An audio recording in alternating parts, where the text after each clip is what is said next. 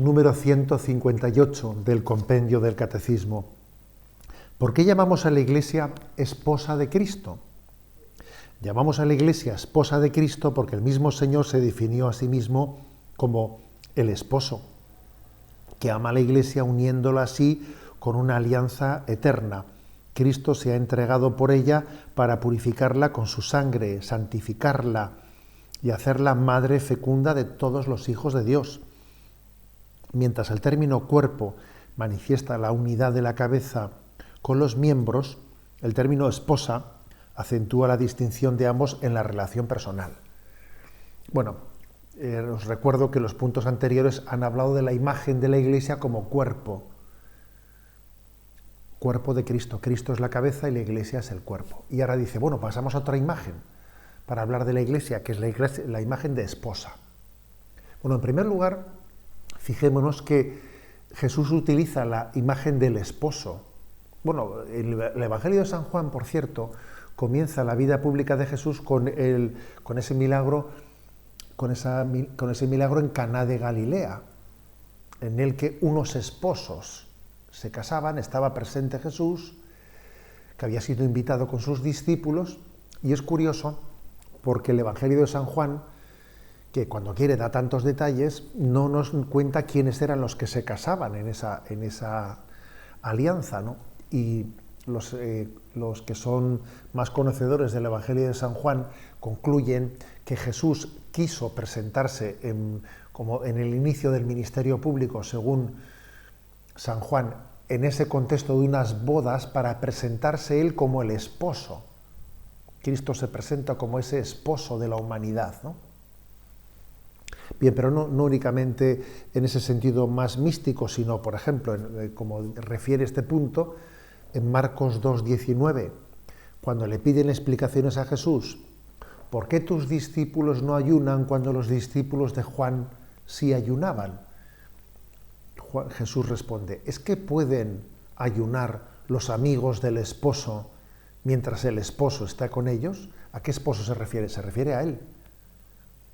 Es que él es el esposo. Él es el esposo de la humanidad y de la Iglesia, ¿no? Y por eso sus discípulos no ayunan, porque están celebrando la fiesta de que están con el esposo. Días llegarán en que les arrebaten al esposo, entonces ayunarán. Pues bien, de esa conciencia viva de que Jesús es el esposo de la Iglesia, se derivan pues una serie de consecuencias, ¿no?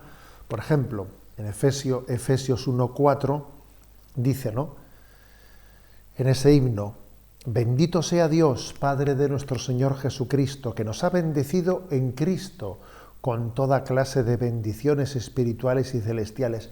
Él nos eligió en Cristo antes de la fundación del mundo, para que fuésemos santos e irreprochables ante Él por el amor. O sea, hemos sido elegidos en esa unión con Cristo para ser santos. ¿Para qué se ha desposado Jesús con nosotros? Pues para darnos su santidad, porque en un matrimonio se comparte todo y Él comparte su santidad con nosotros, ¿no? Ese es el objetivo de ese desposorio. Más tarde, en la misma carta a los Efesios, capítulo 5, versículos del 26 al 27, dice, Él se entregó a sí mismo por ella, por la Iglesia, para consagrarla, purificándola con el baño del agua y la palabra, y para presentarla gloriosa, sin mancha, ni arruga, ni nada semejante, sino santa e inmaculada. Él se ha desposado con la Iglesia para hacerla bella. La Iglesia es santa en su esposo, en Jesucristo, es santa en su origen, es santa en su fin. La Iglesia es santa porque Jesucristo, aunque nosotros seamos pecadores, Él se ha desposado con la Iglesia y nos ha dado el don de la santidad, ¿no?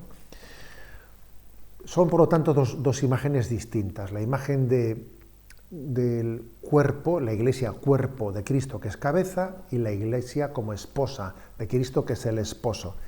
La imagen de la cabeza y el cuerpo remarcan más la unidad, ¿no?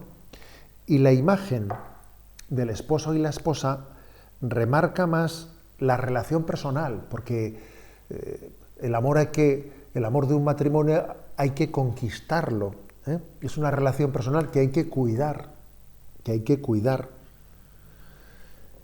Y entonces hay toda una historia en la que el Señor actúa como esposo, esposo de Israel y esposo de la Iglesia. Ya en el Antiguo Testamento había imágenes como yo te llevaré al desierto, te seduciré, te enamoraré.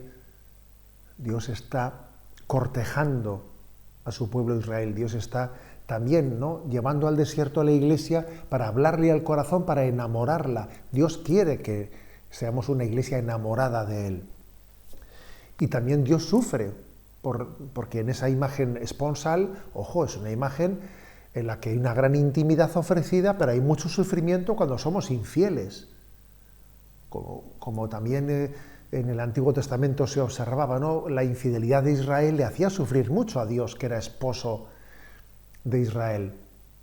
Así también, ¿no?, pues los pecados de la Iglesia le hacen sufrir mucho a ese esposo que es Jesucristo. Él quiere hacernos santos, pero le damos grandes disgustos, obviamente, y nuestras infidelidades pues ofenden el corazón de Cristo, nuestro esposo.